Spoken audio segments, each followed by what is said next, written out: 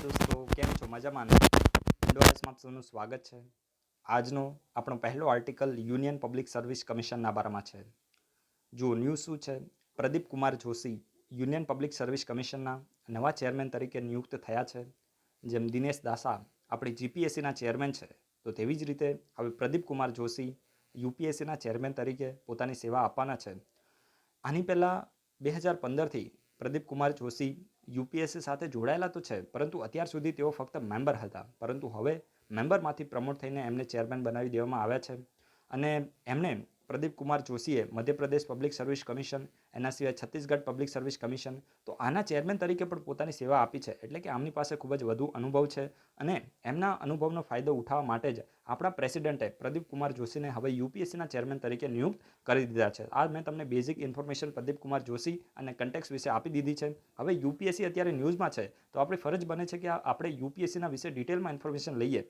તો જો તમે લક્ષ્મીકાંતની બુક વાંચી હશે પોલિટી માટેની, તો તેમાં યુનિયન પબ્લિક સર્વિસ કમિશન અને સ્ટેટ પબ્લિક સર્વિસ કમિશન વિશે ડિટેલમાં ચેપ્ટર આપેલા છે. તો અત્યારે આપણે આખા ચેપ્ટર તો ફરીથી અત્યારે ડિસ્કસ નહીં કરીએ, પણ જે પણ ઇમ્પોર્ટન્ટ પ્રોવિઝન જેના ઉપરથી એક્ઝામમાં ક્વેશ્ચન બની શકે છે, તો એવા જે ઇમ્પોર્ટન્ટ ટોપિક છે, તો એને અત્યારે આપણે ડિસ્કસ કરી દેવાના છીએ. અને હું અત્યારે તમને યુપીએસસી વિશે ઇન્ફોર્મેશન આપીશ અને એક બે ક્વેશ્ચન હું તમને સ્ટેટ પબ્લિક સર્વિસ કમિશન વિશે પૂછી લઈશ. ઠીક છે? તો તમારે શું કરવાનું છે? આ વિડીયોને આખો જોવાની કોશિશ કરવાની છે, કારણ કે આજે આપણે ખૂબ જ ઇમ્પોર્ટન્ટ આર્ટિકલ બધા ડિસ્કસ કરવાના છે. ઠીક છે? વિડીયો થોડો લાંબો રહેશે.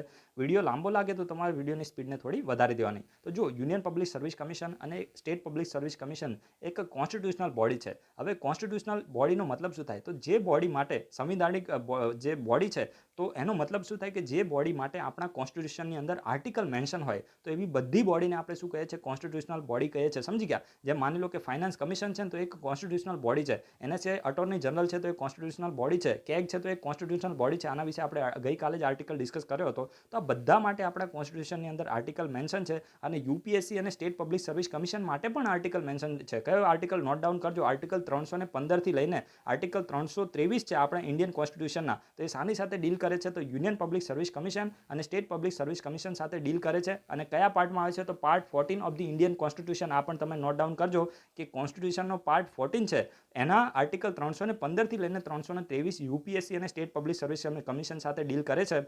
આ તમને મેં બેઝિક ઇન્ફોર્મેશન આપી, અને એટલા માટે જ આ કઈ બોડી છે? કોન્સ્ટિટ્યુશનલ બોડી છે. અને સ્ટેચ્યુટરી બોડી શું થાય એ પણ હું તમને કહી દઉં. તો જે પણ બોડી માટે પાર્લામેન્ટમાં, અહીંયા લખ્યું નથી પણ તમે સમજી લેજો કે જે પણ બોડી માટે પાર્લામેન્ટમાં લો પાસ કરીને એ બોડીને બનાવવામાં આવે, તો એ બોડીને સ્ટેચ્યુટરી બોડી કહે છે. અને વૈધાનિક બોડી પણ આપણે કહી શકીએ. તમે એનું ગુજરાતી જોઈ લેજો. ઠીક છે? જેવી રીતે લોકપાલ છે ને, લોકપાલ, એના સિવાય લોકાયુક્તા છે, તો આ કેવું છે કે એક વૈધાનિક એટલે કે સ્ટેચ્યુટરી બોડી છે. કારણ કે તમને ખબર છે કે લોકપાલ માટે આપણા કોન્સ્ટિટ્યુશનની અંદર આર્ટિકલ મેન્શન નથી. તો આ પણ તમે યાદ રાખજો.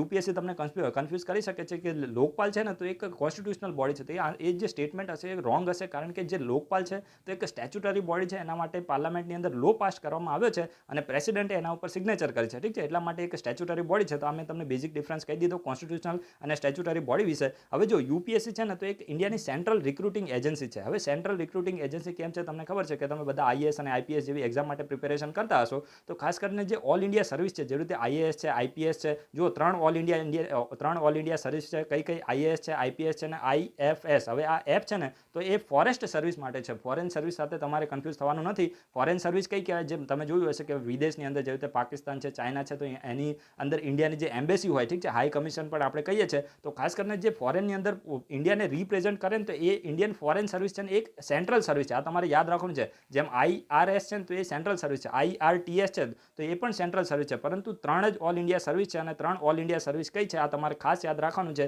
એક છે Indian administrative service, Indian police service IPS અને ઇન્ડિયન ફોરેસ્ટ સર્વિસ. અને આ સૌથી લેટેસ્ટ ઓલ ઇન્ડિયા સર્વિસ કઈ છે? આઈએફએસ છે. અને આ વિડીયોના કમેન્ટ બોક્સમાં તમારે કહેવાનું છે કે ઇન્ડિયન ફોરેસ્ટ સર્વિસને ક્યારે ગઠિત કરવામાં આવી હતી, ક્યારે બનાવવામાં આવી હતી, તેનું યર તમે કહેજો, કારણ કે બહુ જ ઇમ્પોર્ટન્ટ છે. તમને એ ખબર હોવી જોઈએ.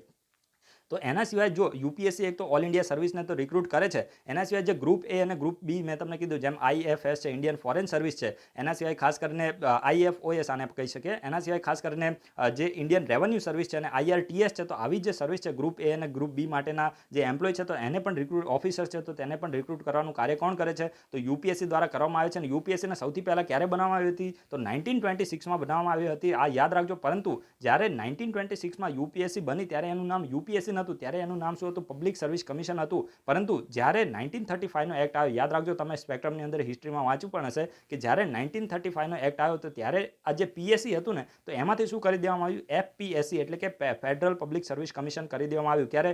1935માં. 1926માં શું હતું? તો પબ્લિક સર્વિસ કમિશન હતું. પછી જ્યારે 1935નો એક્ટ આવ્યો પછી ફેડરલ પબ્લિક સર્વિસ કમિશન કરવામાં આવ્યું. અને પછી જ્યારે ભારત દેશ આઝાદ થઈ ગયો તો આ જે એફપીએસસી હતું ને, તો એનું પણ નામ આપણે બદલીને શું કરી દીધું? યુનિયન પબ્લિક સર્વિસ કમિશન કરી દીધું. સમજી ગયા? સૌથી પહેલા શું હતું? તો 1926માં પબ્લિક સર્વિસ કમિશન હતું, 1935માં એફપીએસસી થયું, ફેડરલ પબ્લિક સર્વિસ કમિશન, અને ભારત દેશ આઝાદ થયો એના પછી યુપીએસસી થઈ ગયું. આ તમને ખબર પડી ગઈ હશે. હવે જો આપણો જે આર્ટિકલ 316 છે કોન્સ્ટિટ્યુશનનો, આર્ટિકલ 316 શું કહે છે કે યુપીએસસીના જે ચેરમેન છે એના સિવાય જે મેમ્બર છે તો તેને કોના દ્વારા અપોઇન્ટ કરવામાં આવશે? તો પ્રેસિડેન્ટ દ્વારા અપોઇન્ટ કરવામાં આવશે. યાદ રાખજો, બહુ જ ઇમ્પોર્ટન્ટ છે કે યુપીએસસીના ચેરમેન અને મેમ્બરને અપોઇન્ટ કોના દ્વારા કરવામાં આવે છે? તો પ્રેસિડેન્ટ દ્વારા કરવામાં આવે છે. અને આ બહુ જ ઇમ્પોર્ટન્ટ છે. અહીંયાથી ડાયરેક્ટ ક્વેશ્ચન બનશે. યુપીએસસી, જીપીએસસી અને સ્પીપા ત્રણેયમાં અહીંયાથી ક્વેશ્ચન આવેલો છે કે જે યુપીએસસી ના જે મેમ્બર અને જે ચેરમેન હોય છે તો એનો ટેન્યોર કેટલો હોય છે, એની ટર્મ કેટલી હોય છે? તો જો ખાસ કરીને 6 યર અને 65 યર્સ, આ બેમાંથી જે વેલ્યુ હોય તો આ એમની ટર્મ હોય છે. હવે અહીંયા જો ઘણા બધા લોકો અહીંયા કન્ફ્યુઝ થતા હોય છે કે આ 6 યર એન્ડ 65 યરમાં વિચ એવર ઇઝ અર્લિયર, તો આનો મતલબ શું થાય છે? તો હું તમને બહુ જ સિમ્પલ ભાષામાં તમારું જ એક્ઝામ્પલ આપીને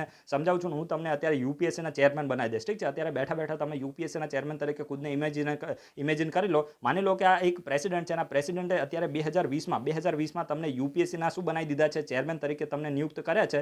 યુપીએસસીના ચેરમેન તરીકે તમે 2020માં નિયુક્ત થયા છો અને અત્યારે તમારી ઉંમર કેટલી છે? તો 62 વર્ષ છે. આવું તમારે માની લેવાનું કે ભાઈ મારી અત્યારે ઉંમર કેટલી છે? 2020માં 62 વર્ષ છે અને પ્રેસિડેન્ટે મને યુપીએસસીના ચેરમેન તરીકે નિયુક્ત કર્યો છે. હવે જો અહીંયા શું કીધું કે ભાઈ યુપીએસસીનો ચેરમેન અને મેમ્બર છે તો 6 યર અને 65 યર સુધી પોતાની સર્વિસ આપી શકે. હવે આનો મતલબ શું થયો કે તમે 62 વર્ષે યુપીએસસીના ચેરમેન બન્યા તો હવે તમે 6 વર્ષ સુધી તમે સર્વિસ નહીં આપી શકો, કારણ કે તમારા જે 65 વર્ષ છે ને તો એ 3 વર્ષ પછી પતી જશે. એટલે કે મેક્સિમમ તમે યુપીએસસીના ચેરમેન તરીકે કેટલો સમય રહી શકશો? તો 3 વર્ષ રહી શકશો. સમજી ગયા? એટલે કે 62 વર્ષે 2020માં તમે જોઈન થાવ, 62 વર્ષે 2020માં જોઈન થાવ તો તમારા 65 વર્ષ ક્યારે પતી જાય? 2023માં પતી જાય. એટલે કે તમે ફક્ત 3 વર્ષ માટે જ યુપીએસસીના ચેરમેન તરીકે પોતાની સેવા આપી શકો. તો અહીંયા જે 6 વર્ષનું છે તો એ લાગુ ના પડે, અહીંયા 65 યરનું લાગુ પડે. સમજી ગયા? હવે માની લો કે તમારી ઉંમર હાલ કેટલી છે?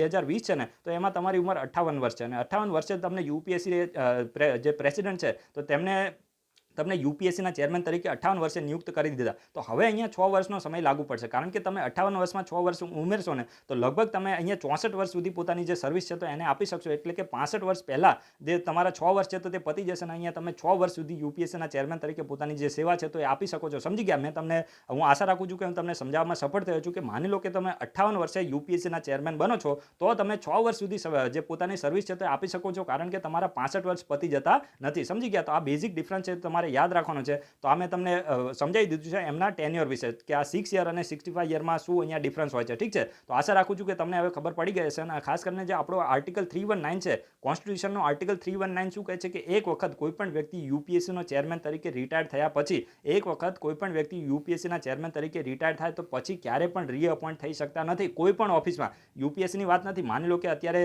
જે અરવિંદ સક્સેના હતા ને તો એમને અત્યારે રિટાયર થયા છે અને અત્યારે કોણ બન્યું છે કે જે પ્રદીપ કુમાર જોશી છે તો યુપીએસસીના ચેરમેન બને છે. તો અરવિંદ સક્સેના જે રિટાયર થયા તો હવે કોઈ પણ સેન્ટ્રલ ગવર્મેન્ટની ઓફિસમાં તેઓ કહેવાય ને કે એ ઓફિસને તેઓ ધારણ કરી શકશે નહીં, એ પોસ્ટ ઉપર જઈ શકશે નહીં. તો આવી પ્રોવિઝન છે કે કોઈ પણ વ્યક્તિ યુપીએસસીના ચેરમેન તરીકે રિટાયર થાય તો તે રીઅપોઇન્ટ થઈ શકતા નથી. આની માટે કયો આર્ટિકલ છે? તો આર્ટિકલ 319 આવું કહે છે, 319 આવું કહે છે. પરંતુ એક્સેપ્શન શું છે કે કોઈ પણ વ્યક્તિ યુપીએસસીનો મેમ્બર હોય ને, મેમ્બર, તો તે રીઅપોઇન્ટ થઈ શકે છે અને મેમ્બર રીઅપોઇન્ટ થઈને શું બની શકે છે?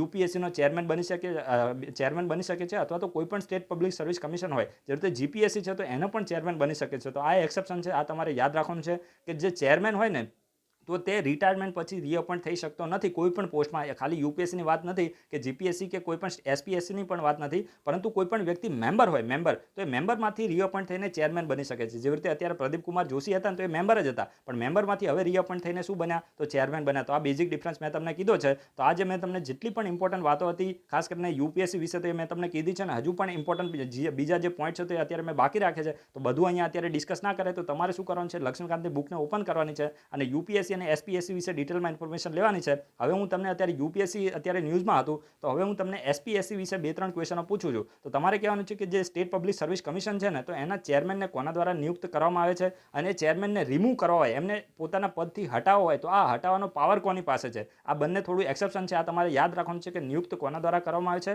અને હટાવવામાં કોના દ્વારા આવે છે. એના સિવાય તમારે એ પણ કહેવાનું છે કે જે ખાસ કરીને જે કહેવાય ને કે જે યુપી જે સ્ટેટ પબ્લિક સર્વિસ કમિશન છે તો એના જે મેમ્બર હોય અને ચેરમેન હોય તો એનો ટર્મ કેટલી હોય છે, એનો ટેન્યોર કેટલું હોય છે, અને આ પણ તમારે આ વિડીયોના કમેન્ટ બોક્સમાં કહેવાનું છે, બહુ જ ઇમ્પોર્ટન્ટ છે. એના સિવાય તમે બીજી પણ 2-3 વાતો લખશો તો વધારે સારું લાગશે કે ભાઈ જે સ્ટેટ પબ્લિક સર્વિસ કમિશન છે તો એની આ પ્રોવિઝન છે એવું તમે લખશો તો તમારું ખુદનું પણ રિવિઝન થઈ જશે. ઠીક છે.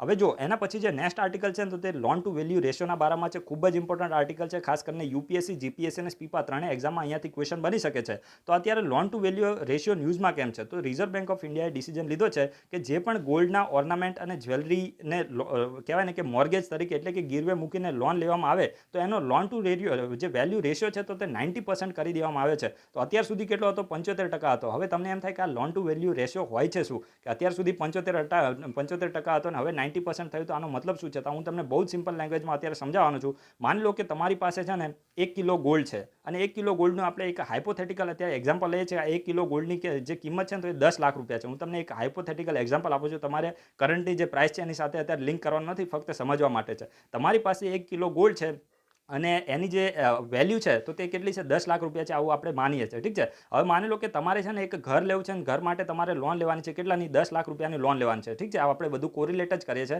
કે 1 કિલો તમારી પાસે ગોલ્ડ છે, એની કિંમત અત્યારે આપણે માર્કેટ વેલ્યુ 10 લાખ રૂપિયા છે અને તમારે ઘર લેવા માટે 10 લાખની લોન જોઈએ છે. તો તમે શું કરશો? આ જે 10 લાખ રૂપિયાનું ગોલ્ડ છે ને, બેંક એમરામ તો તમને 10 લાખ રૂપિયાની લોન નહીં આપે. તો તમે શું કરશો? આ જે 10 લાખનું ગોલ્ડ છે તો એને બેંકની અંદર મોર્ગેજ તરીકે એટલે કે ગીરવે મૂકશો. તો બેંક છે ને આ 10 લાખ રૂપિયાનું સોનું હોય તો 10 લાખ રૂપિયા તમને લોન તરીકે ના આપે. શું કરે? થોડા પૈસા એમાંથી કાપી લે.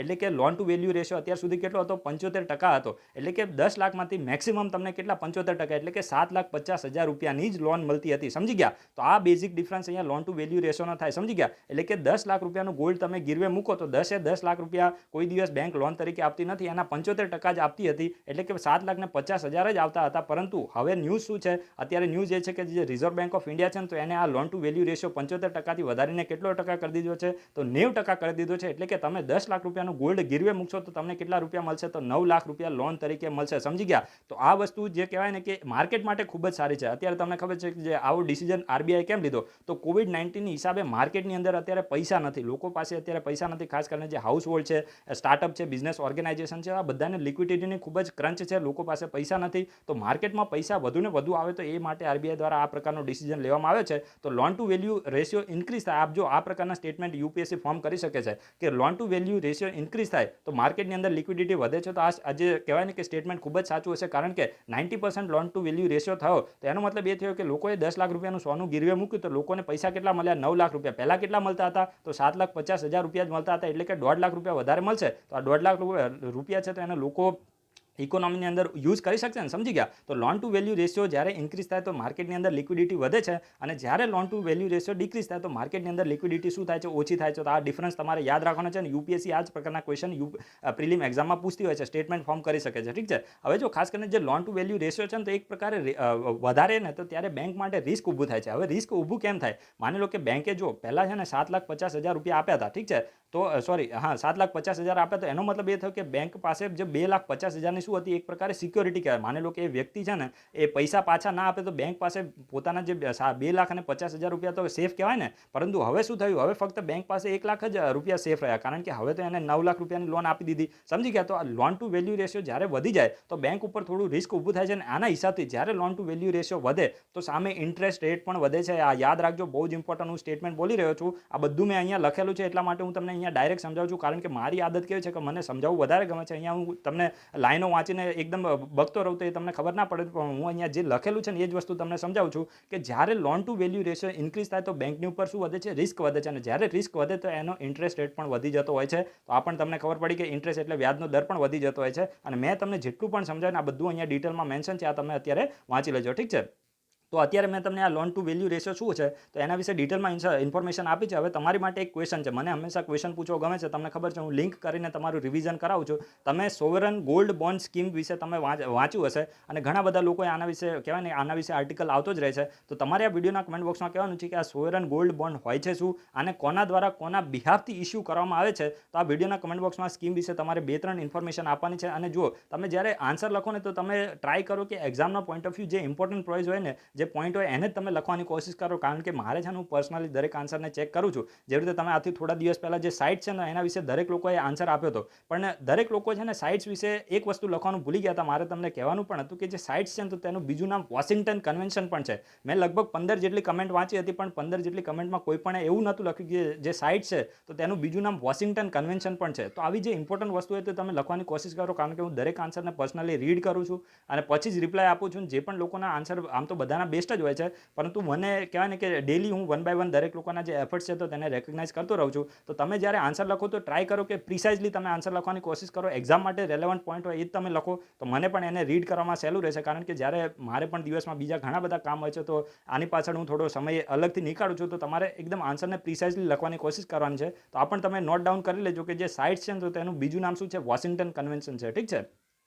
હવે એના પછી જે નેક્સ્ટ આર્ટિકલ છે તો તે કેવી કામત કમિટીના બારામાં છે. તો જો રિઝર્વ બેંક ઓફ ઇન્ડિયાએ આ જે કેવી કામત છે ને તો એ કમિટીને અત્યારે ગઠિત કરી છે. આ કેવી કામત છે ને એક જાનામાના એક બેન્કર છે. ઠીક છે. તો આ બેન્કરની અધ્યક્ષતામાં આ જે કમિટી છે તો તેને ગઠિત કરવામાં આવી છે. અને આ કમિટી ખાસ કરીને યુપીએસસી, જીપીએસસી અને સ્પીપા માટે ખૂબ જ ઇમ્પોર્ટન્ટ છે. તમે 2019નું સ્પીપાનું પેપર જોશો ને, મેં યુટ્યુબમાં એ જે વિડીયો છે તો એનું સોલ્યુશન અપલોડ પણ કરેલું છે 2019ના પેપરનું. તો લગભગ 2 થી લઈને 3 ક્વેશ્ચન જે છે તો આ પ્રકારની કમિટી ઉપર બનેલા છે. અને મૃણાલ સરના કમિટી ઉપરના ક્વેશ્ચન ખૂબ જ કહેવાય ને કે પસંદીદા ક્વેશ્ચન છે. અને મૃણાલ સર આવા ક્વેશ્ચન પૂછે જ છે. તો જે લોકો 2021ની ખાસ કરીને 2021ની સ્પીપા આપવાના છે એમની માટે ઇમ્પોર્ટન્ટ છે કે આ કેવી કામત કમિટી શાની માટે છે. તો ખાસ કરીને તમને ખબર છે કે કોરોના વાયરસની હિસાબે અત્યારે ઇકોનોમીમાં ખૂબ જ જે ફાઇનાન્શિયલ ક્રંચ ચાલી રહ્યો છે અને લોકો છે તો પોતાની લોન પાછી આપી શકતા નથી. તો આવી જે સ્ટ્રેસ લોન છે તો તેના રિઝોલ્યુશન માટેની જે નોર્મ્સ છે તો તેની માટે આ જે કમિટી છે તો તેને રિઝર્વ બેંક ઓફ ઇન્ડિયા દ્વારા ગઠિત કરવામાં આવી છે. તો બસ આટલું તમારે યાદ રાખવાનું છે કે કેવી કામત કમિટી કોને ગઠિત કરી છે. તો રિઝર્વ બેંક ઓફ ઇન્ડિયાએ આ કમિટીને ગઠિત કરી છે.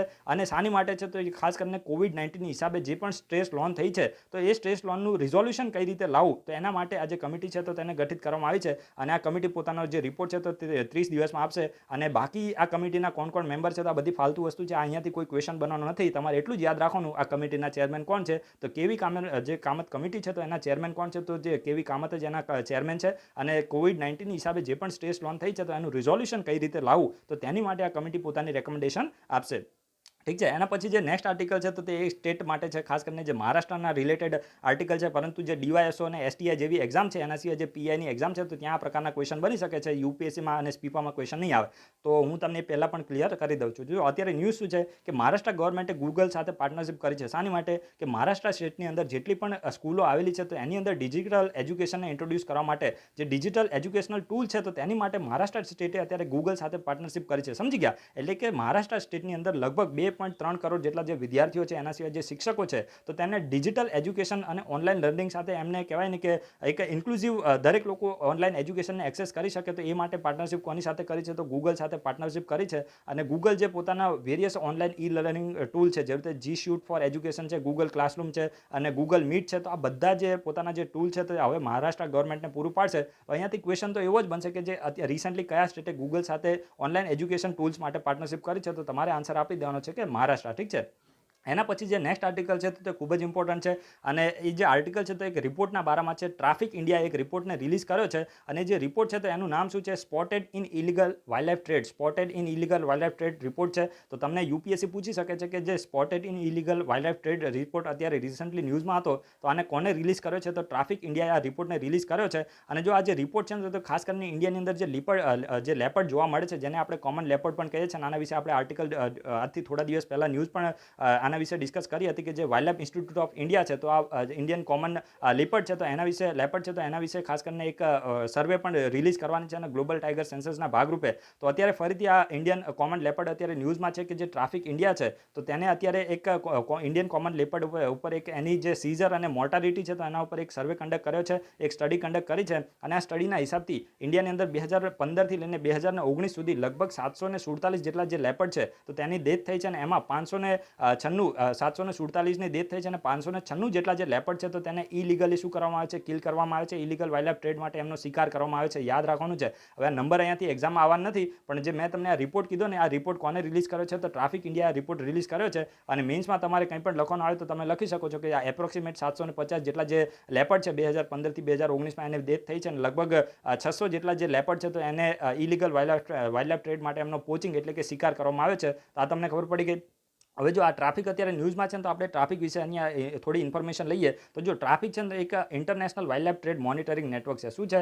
International wildlife trade monitoring network છે અને સમગ્ર વિશ્વમાં ટ્રાફિક કાર્ય કરે છે અને એની એક બ્રાન્ચ શું છે? Traffic India. ઉપર મેં અત્યારે કીધું ટ્રાફિક ઇન્ડિયા, તો ટ્રાફિક ઇન્ડિયાની ઇન્ડિયા માટેની બ્રાન્ચ છે અને આ એક international wildlife trade monitoring network છે અને આ એક NGO છે, નોન ગવર્મેન્ટલ ઓર્ગેનાઇઝેશન છે. યાદ રાખજો, મોસ્ટ ઇમ્પોર્ટન્ટ છે, આ કોઈ ઇન્ટર ગવર્મેન્ટલ ઓર્ગેનાઇઝેશન નથી, આ NGO છે અને ખાસ કરીને આનું જે હેડક્વાર્ટર છે ને તો તે કેમ્બ્રિજ યુકેમાં છે. અહીંયા મેન્શન નથી પણ યાદ રાખજો, ટ્રાફિકનું જે હેડક્વાર્ટર છે તો તે કેમ્બ્રિજ યુકેમાં છે અને આ એક NGO છે અને આને ક્યારે બનાવવામાં આવ્યું હતું? તો 1976માં આને બનાવવામાં આવ્યું હતું. તો આ પણ તમને ખબર પડી ગઈ. અને જે WWF છે, WWF અને IUCN, તો આ બંને સાથે કોલાબરેશન કરીને આ જે સાઇટ છે તો તેને એસ્ટાબ્લિશ કરી હતી. તો આ પણ તમને યાદ હોવું જોઈએ કે WWF અને જે IUCN છે તો બંને સાથે મળીને આ જે ટ્રાફિક છે તો તેને એસ્ટાબ્લિશ કરી છે. તો આ પણ તમને ખબર પડી કે હેડક્વાર્ટર ક્યાં છે? તો કેમ્બ્રિજ યુકેમાં એનું હેડક્વાર્ટર છે. અને આ જે ઇન્ફોર્મેશન છે તો ફાલતુ છે, પરંતુ એટલું તમે યાદ રાખજો કે ઇન્ડિયાની અંદર સૌથી વધારે જે લેપર્ડ છે તો તેનું પોચિંગ કયા સ્ટેટમાં થાય છે? તો ઉત્તરાખંડ અને મહારાષ્ટ્રમાં. આ રિપોર્ટના હિસાબથી ઇન્ડિયાની અંદર સૌથી વધારે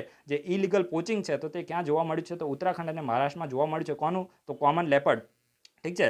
અને બાકીની આ જે ઇન્ફોર્મેશન છે એ પણ ઇમ્પોર્ટન્ટ નથી, પરંતુ એટલું તમે યાદ રાખજો કે જેટલું પણ પોચિંગ થયું છે, જેટલા પણ પોચિંગના ઇન્સિડન્ટ્સ જોવા મળે છે, એમાં જે 69% જે પોચિંગ થયું છે તો તે ખાસ કરીને જે લેપર્ડ છે તો તેની સ્કિન છે તો તેની માટે કરવામાં આવે છે. તમને ખબર છે કે જે લેપર્ડની સ્કિન છે તો તેનો વેરિયસ યુઝ થાય છે અને એ લેપર્ડની સ્કિન માટે જ 69% જે પોચિંગ કરવામાં આવ્યું છે તો લેપર્ડની સ્કિન માટે કરવામાં આવ્યું છે. અને બાકીના જે 31% પોચિંગ છે તો તે ક્લોઝ, ટીથ અને બોન્સ માટે કરવામાં આવે છે. ક્લોઝનો મતલબ શું છે? જે પંજા હોય, જે લેપર્ડના પંજા હોય, આને આપણે પંજા કહીએ છીએ. એના સિવાય એના દાંત છે અને એની જે હાડકા છે તો આની માટે બાકીના 31% કેસીસમાં પોચિંગ કરવામાં આવ્યું છે. આ બધી ઇન્ફોર્મેશન ઇમ્પોર્ટન્ટ નથી, પરંતુ મેં તમને જે ઇન્ફોર્મેશન ટ્રાફિક વિશે આપીને એ તમે ખાસ યાદ રાખજો. 1976માં બન્યું છે અને એનું કેમ્બ્રિજ યુકેમાં એનું હેડક્વાર્ટર છે. અને ખાસ કરીને આ રિપોર્ટ એને રિલીઝ કરે છે spotted in illegal wildlife trade. તો આ રિપોર્ટનું નામ પણ તમારે યાદ રાખવાનું છે. હવે હું તમને એક ક્વેશ્ચન પૂછું છું આની સાથે લિંક કરીને કે જે બર્ડ લાઇફ ઇન્ટરનેશનલ છે ને, બર્ડ લાઇફ ઇન્ટરનેશનલ, તો એનું પણ હેડક્વાર્ટર કેમ્બ્રિજ યુકેમાં છે. તો તમારે આ કહેવાનું છે કે આ બર્ડ લાઇફ ઇન્ટરનેશનલ શું છે અને શાની માટે કાર્ય કરે છે બર્ડ લાઇફ ઇન્ટરનેશનલ, અને આની માટે ઇન્ડિયાની અંદર એક NGO પણ આની સાથે જોડાઈને કાર્ય કરે છે. તો એનું પણ નામ તમારે કહેવાનું છે. અને એના વિશે જે બોમ્બે નેચરલ હિસ્ટ્રી સોસાયટી છે, BNHS, Bombay natural history society, તો આના વિશે UPSC લગભગ 2015માં ક્વેશ્ચન પણ પૂછ્યો હતો. તો બોમ્બે નેચરલ હિસ્ટ્રી સોસાયટી વિશે પણ તમે થોડા 2-3 સ્ટેટમેન્ટ લખશો તો વધારે સારું લાગશે. ઠીક છે. એના પછી જે નેક્સ્ટ આર્ટિકલ છે તો તે નેશનલ હેન્ડલૂમ ડેના બારામાં છે. જો જે આપણી ટેક્સટાઇલ મિનિસ્ટ્રી છે તો તેના દ્વારા 7 ઓગસ્ટનો જે દિવસ છે તો તેને નેશનલ હેન્ડલૂમ ડે તરીકે ઓર્ગેનાઇઝ કરવામાં આવ્યો હતો. તો કઈ મિનિસ્ટ્રીએ? તો આપણી જે મિનિસ્ટ્રી ઓફ ટેક્સટાઇલ છે એના જે મિનિસ્ટર છે તો તે સ્મૃતિ ઈરાની છે, તમને ખબર પણ હશે. તો નેશનલ હેન્ડલૂમ ડે છે તો તે 7 ઓગસ્ટના દિવસે ઓર્ગેનાઇઝ કરવામાં આવ્યો હતો. તો આ તમને ખબર પડી ગઈ. હવે આ 7 ઓગસ્ટ કેમ ડિસાઇડ કરવામાં આવી? તો એની પાછળનું જે રીઝન છે તો એ ખૂબ જ ઇમ્પોર્ટન્ટ છે એક્ઝામની માટે કે ભાઈ આ નેશનલ હેન્ડલૂમ ડે 7 ઓગસ્ટના દિવસે જ કેમ સેલિબ્રેટ કરવામાં આવે છે? તો જો ખાસ કરીને જે સ્વદેશી મુવમેન્ટ થઈ હતી ને, સ્વદેશી મુવમેન્ટ, તો તેની પણ શરૂઆત છે તો તે 7 ઓગસ્ટના દિવસે થઈ હતી. તમે જે લોર્ડ કર્ઝનવાળું તમે ઇન્સિડન્સ વાંચો હશે એના વિશે હું તમને ક્વેશ્ચન પણ પૂછું છું. તમે સ્પેક્ટ્રમની બુક વાંચી હશે. એના સિવાય NCERTમાં પણ મેન્શન છે કે જે સ્વદેશી મુવમેન્ટ છે તો 1905માં જ્યારે સ્વદેશી મુવમેન્ટ થઈ તો તેની શરૂઆતની ડેટ કઈ હતી? તો 7 ઓગસ્ટ હતી. અને એ જ જે ઇન્સિડન્સ છે તો તેને કોમેમોરેટ કરવા માટે જે 7 ઓગસ્ટનો દિવસ છે તો તેને નેશનલ હેન્ડલૂમ ડે તરીકે સેલિબ્રેટ કરવામાં આવે છે, ઓર્ગેનાઇઝ કરવામાં આવે છે. સમજી ગયા? તો તમારે આ વિડીયોના કમેન્ટ બોક્સમાં કહેવાનું છે કે જે સ્વદેશી મુવમેન્ટ છે તો તે કેમ થઈ હતી? 1905માં સ્વદેશી મુવમેન્ટ કેમ થઈ હતી? UPSC આ ક્વેશ્ચન પૂછેલો છે. જો તમે UPSCના પ્રીવિયસ યરના ક્વેશ્ચન જોઈ લેજો. UPSC આ ક્વેશ્ચન પૂછેલો છે કે જે સ્વદેશી મુવમેન્ટ થઈ 1905માં તો એનું મેઇન કારણ શું હતું? તો આ વિડીયોના કમેન્ટ બોક્સમાં ફક્ત એક જ લાઇનમાં તમારે કહેવાનું છે કે 1905માં સ્વદેશી મુવમેન્ટ થઈ તો એનું મેઇન રીઝન શું હતું? આ વિડીયોના કમેન્ટ બોક્સમાં તમે કહેજો. ઠીક છે. અને આ જે ડે સેલિબ્રેટ કરવામાં આવે છે નેશનલ હેન્ડલૂમ ડે, તો એનો મેઇનલી મકસદ શું છે કે ખાસ કરીને જે પણ હેન્ડલૂમ ઇન્ડસ્ટ્રીના જે વર્કર છે તો તેનું જે સોશિયો ઇકોનોમિક ડેવલપમેન્ટ થાય, એના સિવાય હેન્ડલૂમ ઇન્ડસ્ટ્રી માટે લોકોમાં અવેરનેસ આવે, તો એ જ મકસદથી આને નેશનલ હેન્ડલૂમ ડેને સેલિબ્રેટ કરવામાં આવે છે. એના પછી જે નેક્સ્ટ આર્ટિકલ છે તો તે રાષ્ટ્રીય સ્વચ્છતા કેન્દ્રના બારામાં છે. હવે જો આ જે રાષ્ટ્રીય સ્વચ્છતા કેન્દ્ર છે ને તો તેને આપણા જે પ્રધાનમંત્રી છે તો તેના દ્વારા રાષ્ટ્રીય સ્વચ્છતા કેન્દ્રને ઇનોગ્યુરેટ કરવામાં આવ્યું છે. અને આ એક્ઝામના માટે એટલું બધું ઇમ્પોર્ટન્ટ આર્ટિકલ નથી. ખાસ કરીને જે સ્વચ્છતા માટેની જે કહેવાય ને કે લોકોમાં એક અવેરનેસ ફેલાવવા માટે આ જે રાષ્ટ્રીય સ્વચ્છતા કેન્દ્ર છે તો તેને અત્યારે ઇનોગ્યુરેટ કરવામાં આવ્યું છે. અહીંયાથી કોઈ એક્ઝામમાં ક્વેશ્ચન બનવાનો નથી એટલે આપણે આને અત્યારે સ્કીપ કરીએ છીએ. એના પછી જે નેક્સ્ટ આર્ટિકલ છે ને તો આ ખૂબ જ ઇમ્પોર્ટન્ટ છે. અહીંયાથી કહેવાય ને કે GPSCમાં ક્વેશ્ચન બનવાની સંભાવના ખૂબ જ વધારે છે કે શહીદ મહેન્દ્ર કર્મા તેંડુપટ્ટા સામાજિક સુરક્ષા આ સ્કીમનું નામ થોડું કોમ્પ્લિકેટેડ છે, પણ યાદ રાખજો અહીંયાથી ડાયરેક્ટ ક્વેશ્ચન બનશે. તો સૌથી પહેલાં તો આ સામાજિક સુરક્ષા સ્કીમ છે તો આ કયા સ્ટેટની છે? તો છત્તીસગઢ સ્ટેટની આ સ્કીમ છે. આ તમને ખબર પડી ગઈ. તો છત્તીસગઢ સ્ટેટના જે ચીફ મિનિસ્ટર છે ભૂપેશ બઘેલ, તો તેમણે આ જે સ્કીમ છે તો તેને લોન્ચ કરી છે. અને ખાસ કરીને જે પણ કહેવાય ને કે ખાસ કરીને જે મહેન્દ્ર કર્મા હતા, તો આ એક પોલિટિકલ લીડર હતા. મહેન્દ્ર કર્મા એક પોલિટિકલ લીડર હતા અને એમના જે મેમરીમાં આ જે સ્કીમ છે તો તેને શરૂ કરવામાં આવી છે. અને આ જે સ્કીમ છે તો લગભગ 12.50 લાખ જેટલા જે ટ્રાઇબલ અને ફોરેસ્ટ ડવેલર ફેમિલીઝ છે તો તેમના એક સોશિયો ઇકોનોમિક બેનિફિટ માટે અને સોશિયલ સિક્યોરિટી માટે આ જે સ્કીમ છે તો તેને શરૂ કરવામાં આવી છે. ખાસ કરીને આ જે સ્કીમ છે એક ટેન્ડુ લીવ્સ કલેક્ટર. હવે આ જે ટેન્ડુ લીવ છે તો અહીંયાથી ક્વેશ્ચન બની શકે છે. ટેન્ડુ લીવ કલેક્ટર છે એટલે કે જે ટેન્ડુ લીવ વીણવાવાળા આપણે એને કહી શકીએ, એને ભેગા કરવાવાળા અને જે ટ્રાઇબલ્સ લોકો છે તો તેમના સોશિયલ સિક્યોરિટી માટે આ સ્કીમને શરૂ કરવામાં આવી છે. અને આ ટેન્ડુ લીવ્સનો મેઇનલી ક્યાં યુઝ કરવામાં આવે છે? તમને ખબર છે કે જે બીડી છે ને, બીડી બનાવવા માટે આ ટેન્ડુ લીવ્સનો મેઇનલી યુઝ થાય છે. અને અહીંયા લખ્યું નથી, પણ હું તમને કહી દઉં કે આ જે ટેન્ડુ લીવ્સ છે ને એના ઉપર 18% GST પણ લાગે છે. તો અહીંયાથી પણ યુપીએસસી તમને અથવા તો જીપીએસસી કોરિલેટ કરીને ક્વેશ્ચન પૂછી શકે છે કે ટેન્ડુ લીવ્સ ઉપર GST કેટલો છે? તો 18% છે ને. એટલે એના હિસાબથી આ ડિસિઝન થોડો કોન્ટ્રોવર્સીમાં રહ્યો હતો અને ન્યૂઝમાં પણ આવ્યું હતું. તો આ જે ટેન્ડુ લીવ્સ છે તો તે મેઇનલી બીડીને બનાવવા માટે યુઝ થાય છે. અને ખાસ કરીને આ જે બીડી બનાવવા માટેના જે પત્તા છે તો તેને કલેક્ટર જે પણ લોકો છે તો એમના સોશિયલ સિક્યોરિટી માટે આ સ્કીમને શરૂ કરવામાં આવી છે. અને માની લો કે આમના પરિવારમાંથી જે લગભગ 12.50 લાખ જેટલી જે ટ્રાઇબલ અને જે ફોરેસ્ટ ડવેલર ફેમિલીઝ છે તો એમના ફેમિલીમાં કોઈ પણ વ્યક્તિને એક્સિડેન્ટલ ડિસેબિલિટી થાય છે, એમની એક્સિડેન્ટલ ડેથ થાય છે તો તેમને 2 લાખ રૂપિયાનું ફાઇનાન્શિયલ આસિસ્ટન્ટ આપવામાં આવશે. તો પહેલાં તો આ જે મેં તમને કોમ્પ્લિકેટેડ નામ કીધું સ્કીમનું, તો આ તમે પોઝ કરીને વાંચી લેજો. તો આ કયા સ્ટેટની સ્કીમ છે ને, બસ આટલું તમારે યાદ રાખવાનું છે, છત્તીસગઢની. અને આ જે ટેન્ડુ લીવ છે તો એ શું બનાવવા માટે યુઝ થાય છે? બીડીને બનાવવા માટે યુઝ થાય છે. તો આ તમને યાદ રાખવાનું છે. એના પછી જે નેક્સ્ટ આર્ટિકલ છે તો તે જાપાનીઝ ઇન્ડસ્ટ્રીયલ ટાઉનશીપના બારામાં છે. જો ઇન્ડિયાની અંદર 13મી જાપાનીઝ ઇન્ડસ્ટ્રીયલ ટાઉનશીપ છે ને તો તે કયા સ્ટેટમાં બનવાની છે? તો આસામની અંદર આ ટાઉનશીપ બનવાની છે. બસ અહીંયાથી જ ક્વેશ્ચન આવશે. જીપીએસસીમાં ડીવાયએસઓ, પીઆઈ અને એસટીઆઈ જેવી એક્ઝામમાં ડાયરેક્ટ અહીંયાથી ક્વેશ્ચન બનશે કે 13મી જાપાનીઝ ઇન્ડસ્ટ્રીયલ ટાઉનશીપ ક્યાં બનવાની છે? તો આસામમાં બનવાની છે. અને ખાસ કરીને આ જે ટાઉનશીપ બનશે તો ઇન્ડિયા અને જાપાનનું જે ઇકોનોમિક ટાઈ છે તો તેને મજબૂત કરવા માટે છે. સમજી ગયા? ઇન્ડિયા અને જાપાનની ઇકોનોમિક ટાઈ છે તો તેને મજબૂત કરવા માટે છે. ઓલરેડી જે 12 જેટલી ઇન્ડસ્ટ્રીયલ ટાઉનશીપ છે, જાપાનીઝ ઇન્ડસ્ટ્રીયલ ટાઉનશીપ, તો તે બની ગઈ છે. અને આના વિશેની જે ઇન્ફોર્મેશન છે તો તે કોને આપી છે? તો આપણી જે